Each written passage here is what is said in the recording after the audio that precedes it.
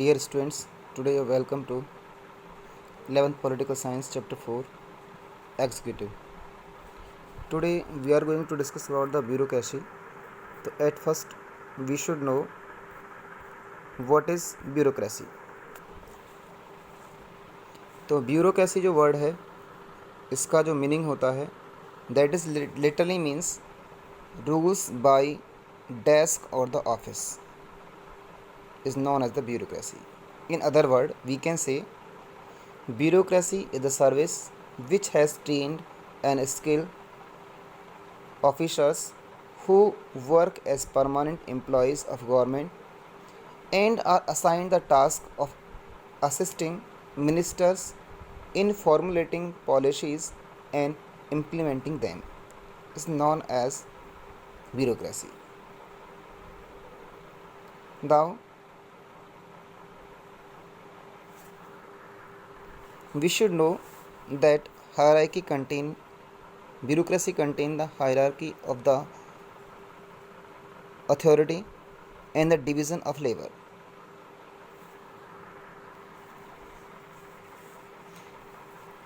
Executive organs of government comprise of PM, ministers and bureaucracy also. Bureaucracy is controlled by legislature, elected representatives and ministers. How is bureaucracy political neutrality established? Then we should know they are given permanency in their jobs and are recruited on the basis of merit. It means जो bureaucracy है उसको establish करने के लिए क्या काम किया जाता है, उसको इस्टेब्लिश करने के लिए एक तो उनकी जॉब की परमानेंसी होती है और उनको रिक्रूट किया जाता है परमानेंट बेसिस पर और मेरिट बेसिस पर उनको जो है ज्वाइन कराया जाता है। अब बात आती है कि इनको रिक्रूट कौन करता है ब्यूरोक्रेसी को। तो union public service commission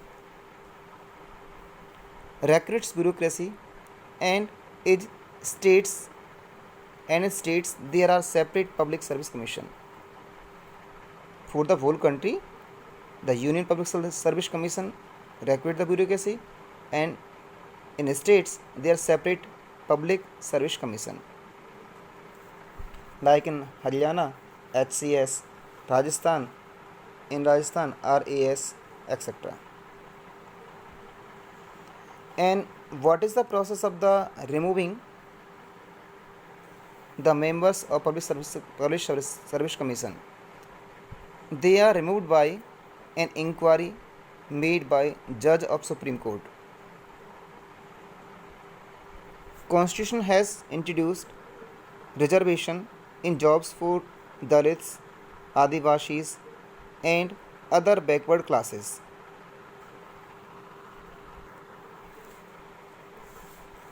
The executive organ of the government includes the Prime Minister, the ministers and the large organizations called the bureaucracy or the administrative machinery. Trained and skilled officers who work as permanent employees of government are assigned the task of assisting the ministers in formulating policies and implementing these policies.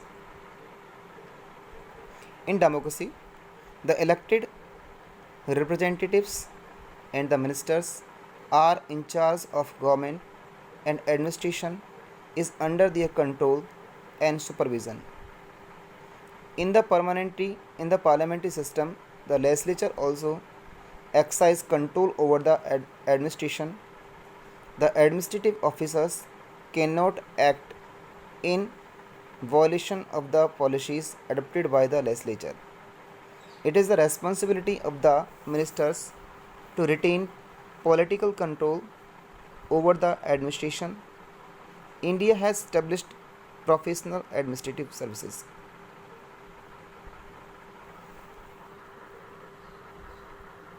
इसका मतलब हमने समझा कि जो bureaucracy होती है या दो तरह के मेंबर्स होते हैं, एक परमानेंट एग्जीक्यूटिव और दूसरा होता है पॉलिटिकल एग्जीक्यूटिव। तो जो परमानेंट एग्जीक्यूटिव होते हैं वो तो होते हैं IAS, IAFS IPS ऑफिसर्स होते हैं, और उनको कंट्रोल किया जाता है, नियंत्रित किया जाता है पॉलिटिकल एग्जीक्यूटिव्स के द्वारा। इसका मतलब जो नियम और कानून एग्जीक्यूटिव्स बनाते हैं, लेजिस्लेचर में जो पास किए जाते हैं, उनको मानना ज़रूरी होता है। उनको वायलेशन करना या उनका उल्लंघन करना ये सही नहीं होगा। मतलब कि ये उनका उल्लंघन नहीं कर सकते हैं। जो लेजिस्लेचर के द्वारा बनाए गए जो कानून है, उनके दायरे में रहकर ये जो है ये काम कर सकते हैं।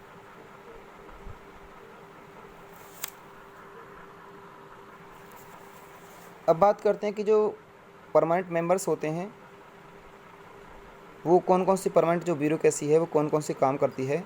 तो फर्स्ट है, bureaucracy implements the laws and the policies made by elected officials. Elected officials के द्वारा जो पॉलिसीज़ और जो लॉज, जो नियम और कानून, जो योजनाएं प्रभावी की जाती हैं, मतलब प्रभावी कराई जाती हैं ब्यूरोक्रेसी के द्वारा।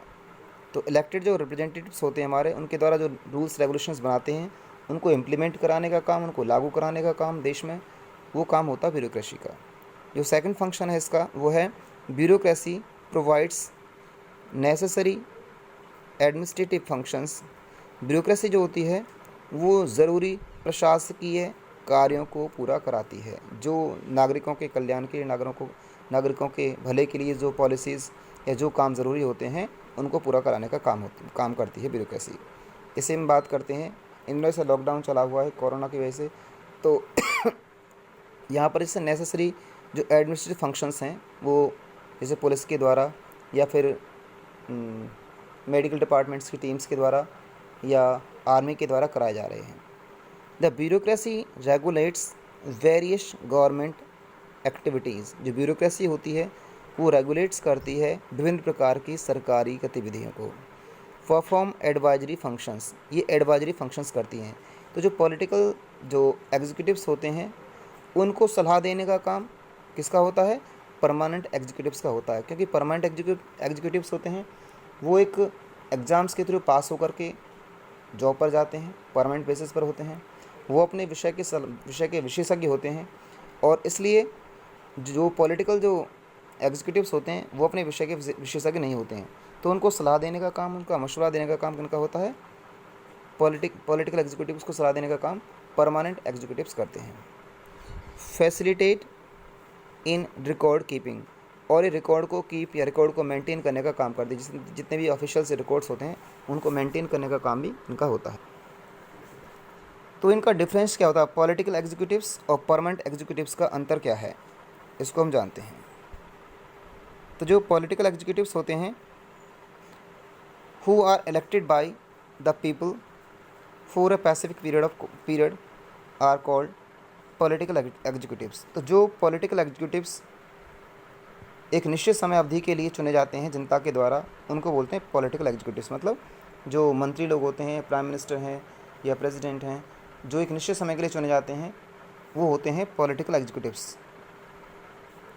और जो परमानेंट एग्जीक्यूटिव्स होते हैं वो चुने जाते हैं सिविल सर्विसेज के द्वारा। तो permanent executives are salaried with civil servants who are appointed on a long term. तो इनका तो टर्म कैसा था? शॉर्ट टर्म होता है पॉलिटिकल एग्जीक्यूटिव्स का। परमानेंट का कैसा होता है? लॉन्ग टर्म होता है। इनकी एक सैलरी होती है परमानेंट एग्जीक्यूटिव्स की, जो गवर्नमेंट्स के रूल्स रेगुलेशन से होती है। हालांकि सैलरी इनकी भी होती है पॉलिटिकल की, लेकिन ये लॉन्ग टर्म पर होते हैं परमानेंट मेंबर्स। और जो पॉलिटिकल एग्जीक्यूटिव्स होते हैं वो शॉर्ट टर्म के लिए 5 ईयर्स के लिए या 6 ईयर्स के लिए जो भी गवर्नमेंट ने दिया उसके अनुसार काम करते हैं।